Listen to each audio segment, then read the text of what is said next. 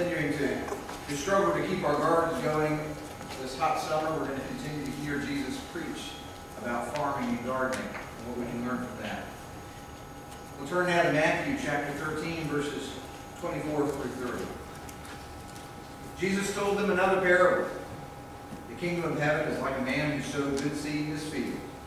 While everyone was sleeping, his enemy came and sowed weeds among the wheat and went away. When the wheat sprouted and formed heads, then the weeds also appeared. The owner's servants came to him and said, "Sir, didn't you sow good seed in your field? Where then did the weeds come from?" "An enemy did this," he replied. The servants asked, "Do you want us to go and pull them up?" "No," he answered, "because while you are pulling the weeds, you may root up the wheat with them. Let both grow together until harvest. At that time I will tell the harvesters, first collect the weeds and tie them in bundles to be burned, then gather the wheat and bring it into my barn." And the Lord bless the reading of this word. And before I preach this parable, I think I need to give a disclaimer. Last week I preached the parable of the sower, and I told you to go out here not only sowing seeds, but also tilling the soil, pulling up weeds, making the soil ready for those seeds. Now I read this parable. This parable is telling you just the opposite. It's saying, don't pull weeds. So you may be thinking this is a contradiction. Which are we supposed to be doing? Are we supposed to be pulling weeds or not? Well, let me explain.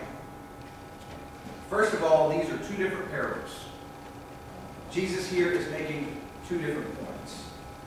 And the weeds in these two different parables stand for different things. In the parable of the sower, the weeds stood for worldly distractions. And we do need to pull those weeds. We do need to pull those weeds in order to focus on God. Worldly distractions, they threaten to choke out our spiritual life. They need to be dealt with. But in this parable, the weeds here are people. And we shouldn't be so quick to throw people out. And the second observation about these two parables is that they're talking about different kinds of weeds. They aren't just any old weed. Last week, Jesus talked about thorns. What are thorns? Well, they're a nuisance. They're a nuisance that can be easily identified. You can spot them. You can brush up against them and you know they're there even if you're not looking. And in today's parable, the NIV simply calls them weeds, but the Greek there is more specific. As Miss Margie said, they're the tares, as some translations have it.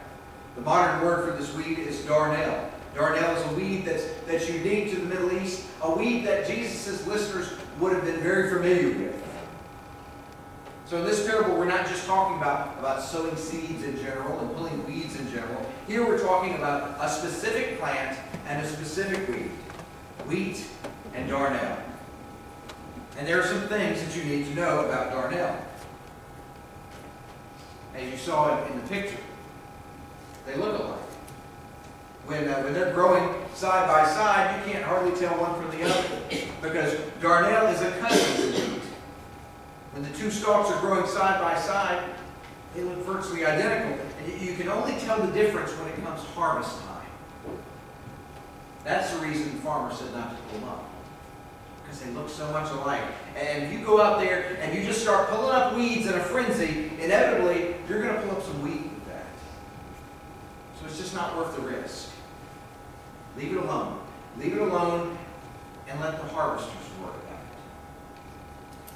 And then Jesus says, the kingdom of God is like this. What does that mean? What does that mean for us?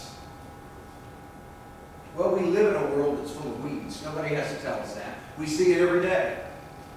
When you turn on the news, you see it. You see evil making its roots in this world everywhere. Murders, theft, violence, sexual assaults. We live in a world that's full of evil. And it can be quite discouraging. And sometimes, I get really fed up. I get really fed up about it. When I hear about injustice and I hear about somebody being victimized, it makes me mad. I want to do something about it.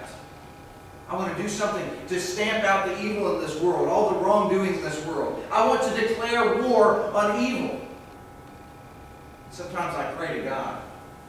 I pray that God will do something about it. Lord, somebody just got away with murder. Are you going to just sit back and let them get away with that? Lord, do something about it. I say that prayer, and then the next day I turn on the news, and nothing's changed. In fact, the older I get, the more cynical I become, because it seems like sometimes evil people tend to prosper while the good guy gets victimized. Good things happen to bad people, and bad things happen to good people. It just doesn't seem fair. Where's the justice in that? I know this one Christian guy. He's really been through some hard times. He's been on kidney dialysis for a while now, and he has a hernia the size of a softball. Because of his other health risks, the doctors won't even consider operating on it. His wife left him about a year ago, and with his declining health, he's now unemployed, and he just lost his home. But he's a good-hearted person.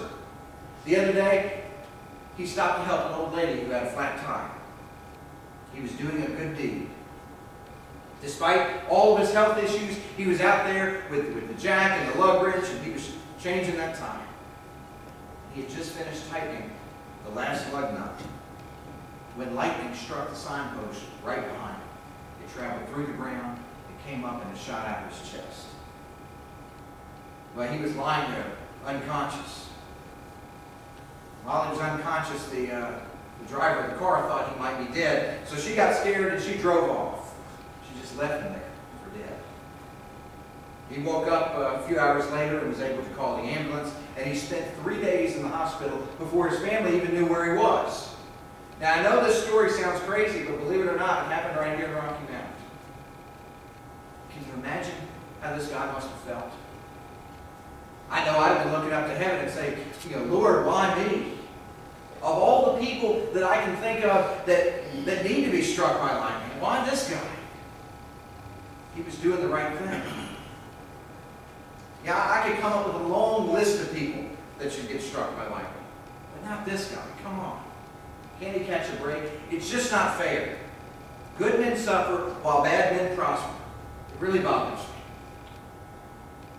And I'm not alone in feeling this way. When I turn in Scriptures, I read that the author of Ecclesiastes, he went off on this topic. In Ecclesiastes 8:14, it says, "There is something else meaningless that occurs on earth. Righteous men who get what the wicked deserve, and wicked men who get what the righteous deserve." In Ecclesiastes 7:15, it says, "In this meaningless life of mine, I have seen both of these.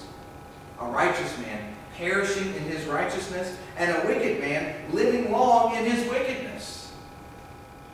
Bad men prosper, while good men suffer. It's just not right. Where's the justice?